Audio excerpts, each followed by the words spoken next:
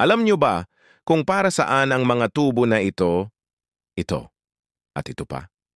Kung nakadaan na kayo rito sa bahagi ng Bay at Kalawan, Laguna paakyat ng Mount Bulalo, marahil ay nakita nyo na ang mga higanteng tubo na ito.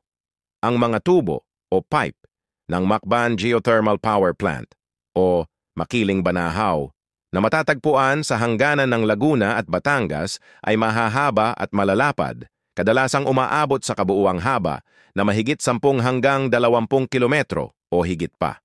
Ang mga ito ay kalat sa buong geothermal field na may lawak na humigit kumulang 700 ektarya. At alam nyo ba? Umaabot sa mahigit 450 megawatts ang kayang likhain ng kuryente gamit lamang ang init mula sa ilalim ng lupa. Kaya naman, ang mga tubo rito ay parang mga ugat ng isang higanteng halaman. At alam nyo ba itinuturing ang Macban Geothermal Plant ang isa sa pinakamalaking geothermal plant sa buong mundo? Ngunit para saan nga ba ang mga tubo? Ito ay may dalawang layunin. Isa, steam gathering system, kinokolekta nito ang mainit na singaw mula sa ilalim ng lupa. At ikalawang reinjection system.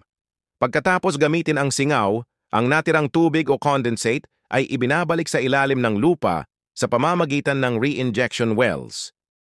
Nagyon alam niyo na kung bakit maraming hot spring sa paligid ng Mount Makiling, kagaya nito matatagpuan sa Kalawan, Laguna.